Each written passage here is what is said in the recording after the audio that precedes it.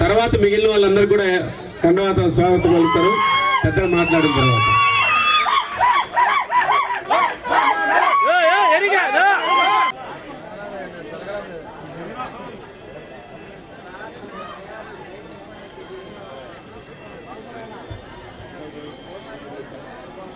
ఎలా మాట్లాడుతూ ఇప్పుడే పార్టీలో చేరినటువంటి మిగిలిన వాళ్ళందరూ కూడా 60 మంది. ఇంకొకతను డేరంగల్ శివ, డేరంగల్ వెంకటరమణ ఫోటోలు తీసుకోండి అమ్మా. చల్లా పవన్ కుమార్ ఇటు దిగండి, మీరు వెనక్కి జరగడం.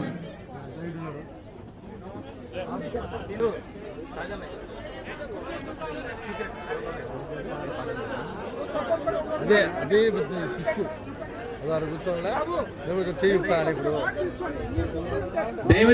సుస్వాగతం. ముఖ్యంగా చాలా మంచి కార్యక్రమం. ఎందుకంటే సార్ కాంగ్రెస్ పార్టీ కుటుంబ సభ్యులకి, ఈ కార్యక్రమానికి ఇచ్చేసినటువంటి సోదరీమణులకు, మీడియా సోదరులకి,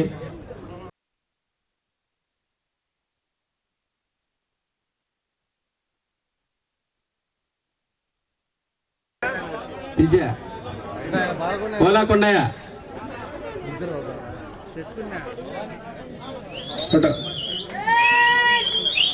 బత్తల వెంకటకృష్ణ చదివినాను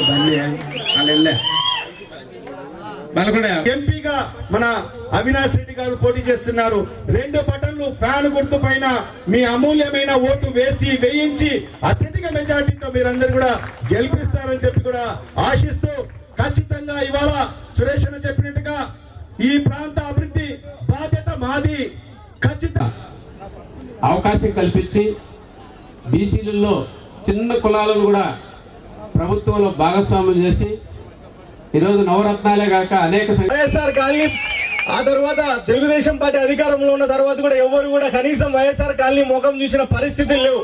ఈ రోజు వాళ్ళు వచ్చి మనం వేసే రోడ్ల దగ్గర నిలబడుకొని ₹1,00,000 డైరెక్ట్ గా మన అకౌంట్లలో పడిందంటే భవిష్యత్తులో మనం ఎప్పుడైనా ఇంత సంక్షేమం చూసినామా అని చెప్పి మిమ్మల్ని అందరినీ కూడా అడుగుతా ఉన్నా. 2వ డివిజన్లో ఎక్కువ మంది పేదవాళ్ళు నివసిస్తారని చెప్పి చరిత్రాత్మకమైనటువంటి అవకాశం బీసీలు కల్పించారు.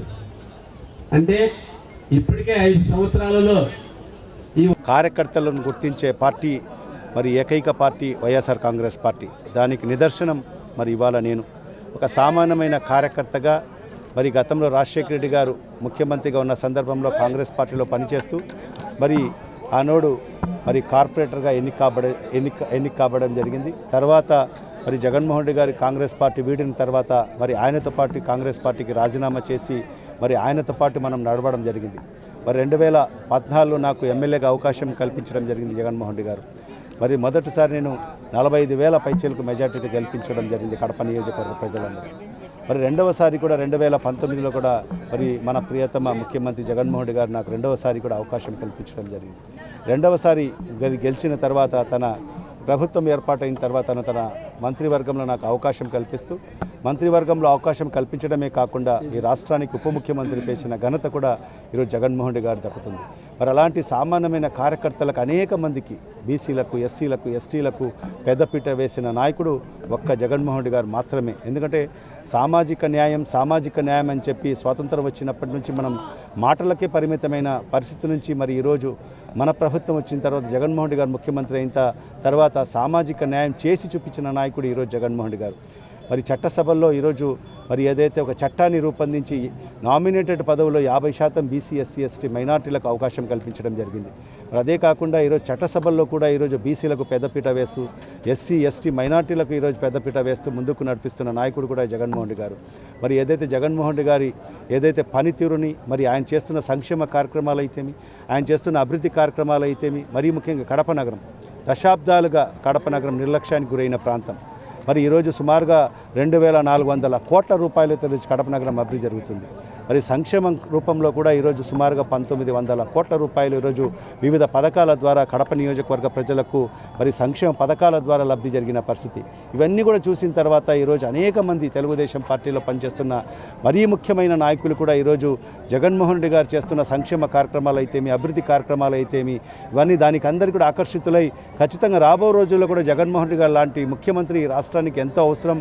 ఖచ్చితంగా ఈ అణగాడిన వర్గాలు మరి వాళ్ళ కోసం ఖచ్చితంగా జగన్మోహన్ రెడ్డి గారిని ముఖ్యమంత్రి చేసుకోవాల్సిన ఆవశ్యకత ఎంతైనా ఉందని చెప్పి వాళ్ళందరూ కూడా భావించి ఈరోజు అనేక మంది ఈరోజు వైఎస్ఆర్ కాంగ్రెస్ పార్టీలో చేరడం జరిగింది. దాంట్లో భాగంగానే ఈరోజు మరి బాలకొండయ్య గారు మరి సుమారుగా 600 మంది ఈరోజు మరి అతి పెద్ద సభ పెట్టి ఈరోజు సుమారుగా 3,000 మంది మధ్యలో ఈరోజు పార్టీలో చేరడం నిజంగా చాలా సంతోషకరమైన విషయం అని చెప్పి కూడా ఈ సందర్భంగా తెలియజేసుకుంటూ మరొక్కసారి బాలకొండయ్య గారికి వైఎస్ఆర్ కాంగ్రెస్ పార్టీ ఆయన సేవలు పూర్తిగా వినియోగించుకుంటుంది. రాబో రోజుల్లో కూడా ఆయనకు సముచిత స్థానం కల్పిస్తామని చెప్పి కూడా ఈ సందర్భంగా తెలియజేసుకుంటాం. Thank you.